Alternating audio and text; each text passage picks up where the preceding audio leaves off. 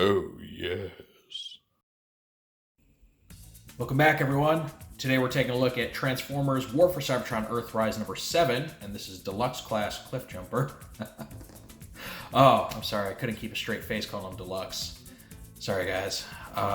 So you can see he is tiny, and if you've been following Earthrise, you already know this. Like, it's just been a thing that everyone's been talking about. So the big discussion is he really worth the deluxe price point? And, we'll open him up and find out for sure. One thing you may not be able to see is he does have a big old massive weapon, or, set of weapons really that combine, come apart, transform. And that's kind of used to help justify the price point. And we'll see. I'm very skeptical as to whether or not he is actually going to come out to be $20 worth of toy, but we'll see. So anyway, if you have seen my reviews before, you know how this goes. We're going to take a look at Cliffjumper's packaging, and we'll look at his instructions. We'll see his universe map piece, see if we can't connect it to any of the other ones. And then we'll look at Cliffjumper himself in both his vehicle and robot modes. We're doing some group shots and height comparisons today, because that's pretty much what's on everyone's mind with this guy. And then at the end, of course, I will give my final thoughts. So Cliffjumper, standard deluxe packaging, except he takes up like half of it. Little midget. Turn over here. You have this very nice artwork of him wielding his big old bazooka-like cannon. Lighting up there like he's about to fire it, so that's really neat. Looks a little generic, honestly. The red's a weird shade. Pretty good overall. All right here, you got your renders, you have the robot and vehicle modes, and then it shows the alternate transformation for the weapons where they become like rocket boosters and skis, which is something pulled directly out of the G1 cartoon. He takes 18 steps to transform, so despite being tiny, he's actually more complex than Wheeljack, so that's interesting. And then over here, just got your regular artwork. Right here, Cliffjumper's instructions. Let's see, you got his name here, a little render of him. Very, very spry. And right here, you have his tech specs. You have kind of a breakdown of what all of his accessories can do. So you can take his big bazooka weapon, take it apart, attach it, different ways, and just kind of have some fun with it. More in line with, the Siege toys. And then shows you can take his car hood off of his back and use it as a shield. So, yeah, very cool. Gives you options. And then here you got the transformation from robot to vehicle. Continues on the back. And then it shows you how to modify his standard weapon configuration so that'll fit on top of the car. So you can do that in arm and vehicle mode, or you could break it down completely and give him his little skis and turbo boosters and all that. So again, lots of options. Can't say this guy hurts for accessories. Then over here, just shows off how to do the whole map thing. And here is said map for Cliffjumper. And we got our handy dandy little decoder lens. And when we run this over it, you see that this is the dead universe. So, that is straight out of, IDW continuity, first one. Very, very cool. So, with Wheeljack, we saw Antilla, which, though it wasn't original to IDW's comics, it played a much bigger part in those. Now you have the Dead Universe, which came straight out of those comics. So you can see they're really blending things from just all over Transformers fiction, whether it's like the Unicron trilogy, G1, IDW. Very, very cool. And it's what I like to see. I think years ago we had the Aligned continuity, which kind of fell apart. You're supposed to kind of take the best of everything. It didn't really work. This seems to work a lot better. I don't know why my camera's freaking out with the focus right now.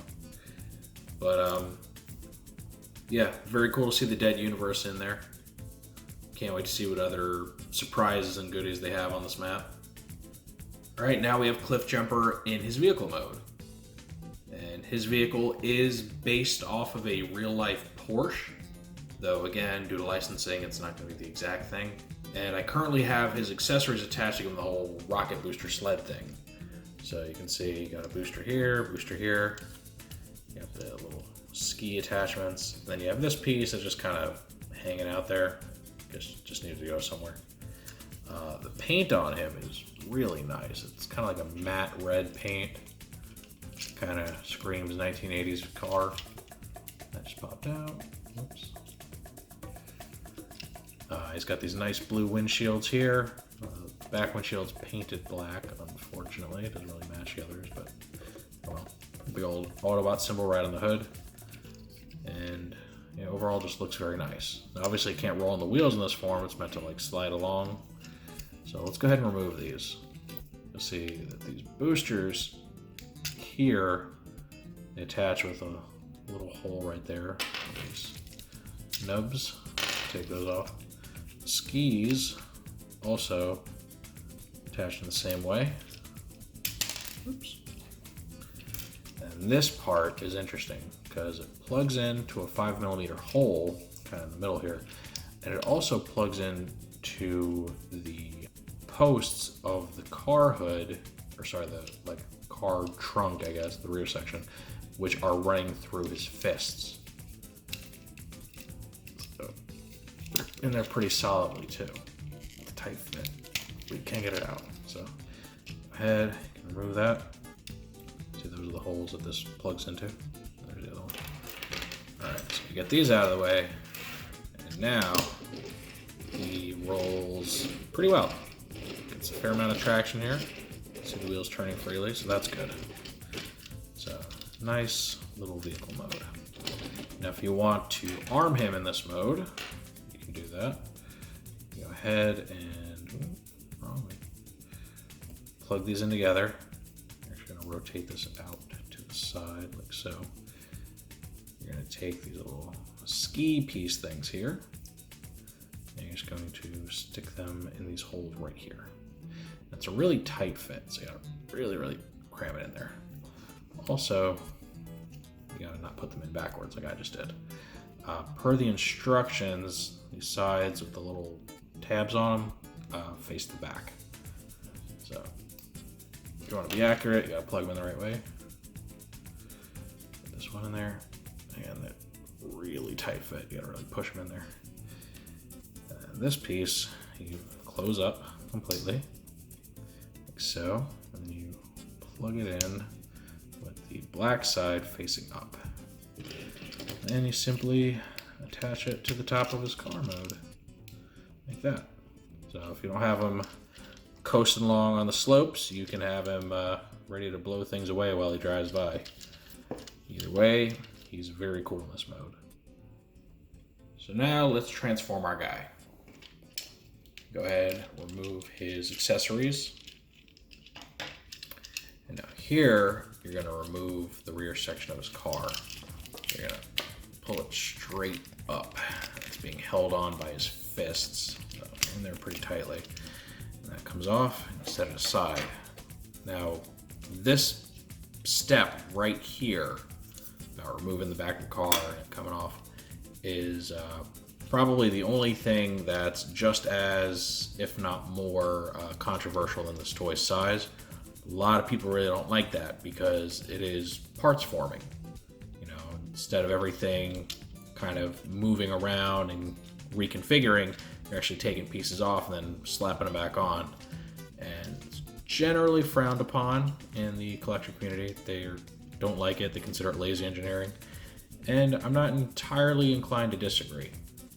Now, you do have the option of using it as a shield. So in order to do that, it would have to come off. But the fact that it's necessary for the transformation is a bit of a bummer. And I feel like, you know, it's just a compromise that was made and does hurt the overall quality. I just want to point out that there's like this smudge or something on the roof of the car. It's really bugging me. Anyway, next thing I want to do is open the doors up. And they're in there pretty tightly. In fact, it might be best just to open up these whole pieces right here. Just try to get them to detach. There we go. So, kind of wriggle them loose if you can. Keep the doors pulled away from the side panels so they separate. Don't pull the wheels off like I just did. That's interesting. Get back didn't know I could do that. So that's pretty tight. Okay, get the doors removed. Now go ahead and separate these out from the rest of the car. This is a very, very tight fit. So you get it to come off like that. All right. Now you're gonna take the wheels, flip them back, and you're gonna swing these hood sections down like so. Become the feet. And the car doors, you just swing inward, and you want them to actually peg into one of the spaces on the wheels there. So have to kind of spin the wheel a little bit till it goes where you need it to. All right, so you got the legs formed. Now we're going to swing these out. They're pegged in right there, so just kind of get them out of the way. You're gonna swing this whole section down so it bends at the waist. Once you got it straightened out, give it a good 180. You're going to swing the hood inside and close these panels up like so. Push the roof of the car closed to become his chest. And the arms are going to spin around. Oh, not that way. So don't spin around, sorry. Going to bend them backwards. All right, and this is the base of his robot mode. Now, the default position for the back section. First, you want to get this handle out, which is tight fit, just like the rest of him. Becoming a common theme with this guy. You're going to plug it into his back via the little hole. So you just go, push it in, and it'll kind of find a natural resting position like that. And that's how you fill them out. Make them, nice and built looking, a little stocky. Now as far as his weapon, if you want to put it in default configuration, it doesn't take much. Take these little side pieces out. I'm going to rotate this to where the handle is now lined up with the other one. Then you're going to plug them back in. And the way you're going to do that, you're going to take the bent edges, put them in there. Like so. So it becomes this like bazooka, but it's kind of got like a sniper stand to it, so pretty cool. And you just have them hold on to it. And it just gets this big old weapon. Looks almost kind of silly, such a small transformer, but at the same time, Cliff is known as this rough and tough fighter. It's kind of like a mini Ironhide, so it makes sense that he would want to come armed to the teeth. Now, as far as posability, he's got pretty much the full Monty. His head is on a ball joint, like you'd expect. Got the hinge and swivel shoulders, bicep swivel, wrist swivel, waist swivel. That's fairly tight. Hinge and swivel hips there. There's a very high thigh swivel. Take him out of the knees, and then he's got ankle tilt. So yeah, he can pull off a great number of dynamic poses. Now, he's such a small little guy, isn't he? Call this a deluxe. Anyway, so if you want to see how it looks with him using his shield, basically just take it off and you plug it in like so.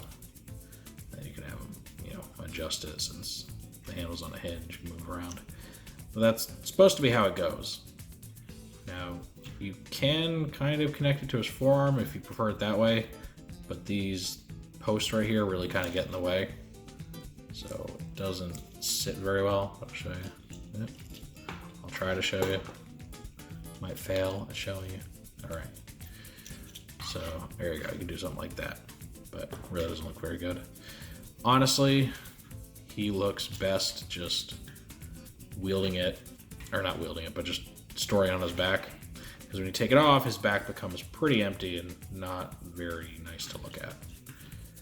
So, you have options. I think I'm just going to keep it where it's at, though. Just looks better for him. Looks a little more accurate. All right, now for the height comparisons that I'm sure you all want to see, gone ahead and line them up with your Legends Bumblebee and your Deluxe Wheeljack from this line. And he's obviously much, much smaller than Wheeljack, but he is supposed to be, right? Cliffjumper's a little guy. He's basically a Bumblebee clone. So, it works in his favor there. May not justify his price point, but he is in the scale. Now, when you see him compared to this Bumblebee, he's actually quite a bit taller. So that is also unfortunate because he ends up being way too small compared to most Deluxes, but he's too big to be a Legends class too. When we consider that all the other mini-bots were Legends class, it puts him in this really weird place. Now for fun, here's a shot of Cliff with most of the other mini-bots, or those that have received the Generations treatment. Pretty sure the only one I'm actually missing is Gears. I just never did manage to get that thrilling 30 Gears, and now he goes for like 40, 50 bucks on the secondary market. So one day, maybe. Or maybe they'll just make a different version of him. We'll see. It's really cool being able to see these guys all together like this. Cliffjumper is the biggest one out of all of them. He stands the tallest, at least, by head. So he is a bit bigger. Makes him stick out a little bit, but the difference isn't so stark that it's going to just completely ruin it for you. At least I don't think it would. This whole collection still feels a bit incomplete because some of these guys don't really have proper updates yet. Specifically, I'm thinking of Huffer and Pipes, who are just Optimus Prime retools. And then you have a Warpath back there. This little guy that is just a Megatron new head retool. But on the plus side, he has another option. You could always just use the Deluxe Warpath from Generations.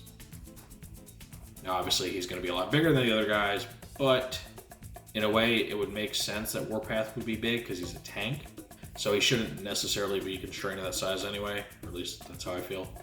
And plus the Deluxe Warpath is just a really cool toy. So up to you how you want to do it, but there's always options.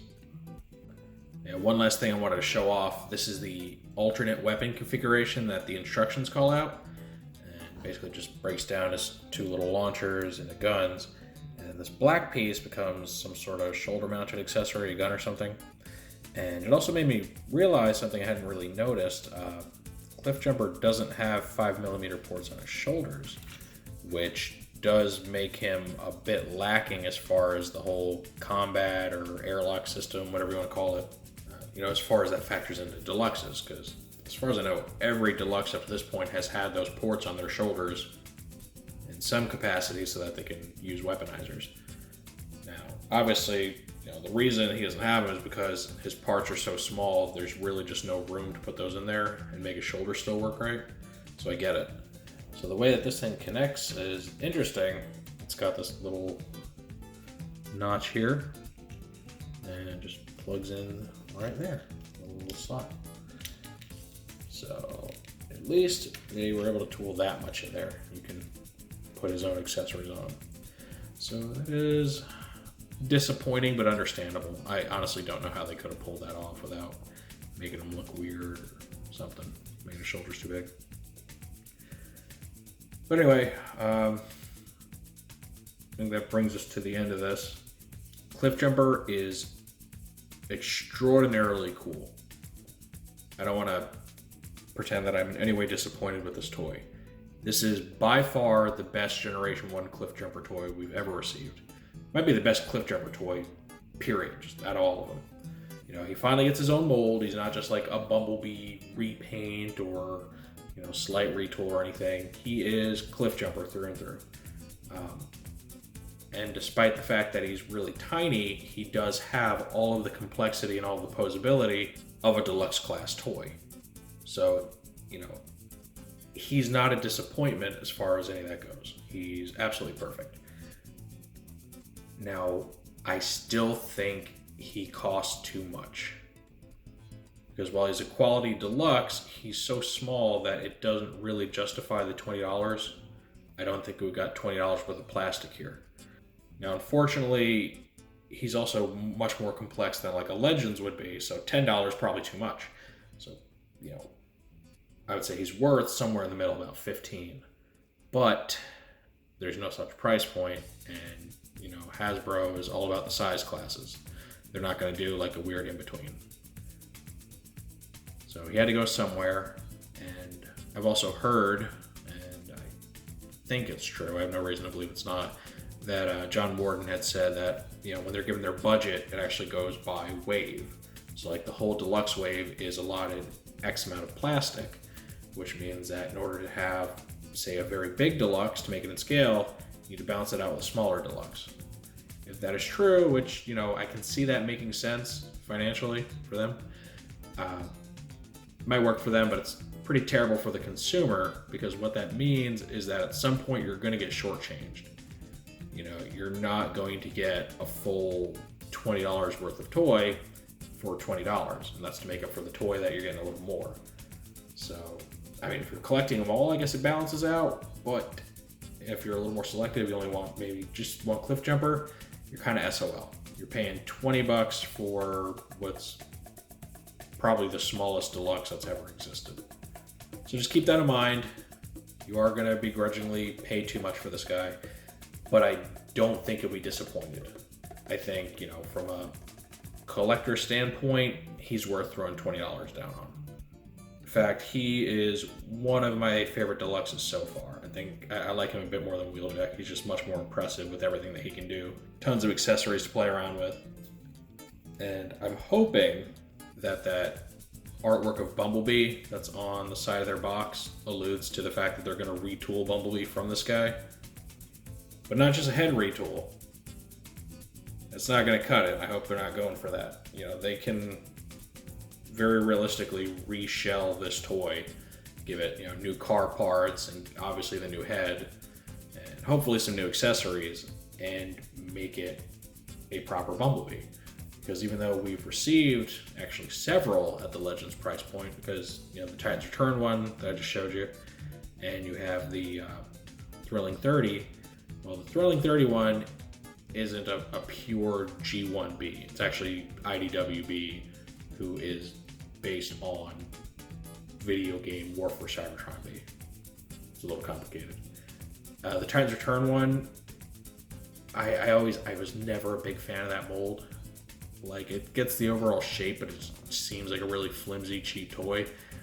And when you see him compared with Cliffjumper, there's no contest. That toy is just utter rubbish compared to this thing. So, even though we already have a B, I would not be upset with getting a much improved version. We'll see how that goes. I know that there is a leak that there's going to be a Generation Selects hubcap, who in all likelihood will be a new head retool of this guy. And he would make a lot of sense. His car mode is more similar to Cliffjumper's than it is to Bumblebee's. So look forward to that. Hopefully we'll get a Bumblebee retool. Maybe if they go crazy, we might get Glyph and Tap Out, who are themselves read echoes of Bumblebee and Cliffjumper from Generation 1. They just appeared in the comics lately, which doesn't guarantee anything, but maybe if there's enough of a demand for the characters, we can get our little blue and green mini car guys. So anyway, before I ramble on too much about my wish list and all that, get this guy. You won't be upset. Yeah, it's a high price for a small toy, but the quality of this toy is so good that I think you'll forgive yourself. He's just a lot of fun. He can do so much. He's very dynamic, and he is like the perfect Cliffjumper. He's I would say he's as good as the first Masterpiece B, just scaled down. He's got all the same posability, and I think he even takes a few cues from that toy, especially the whole doors like closing on the back of his feet thing.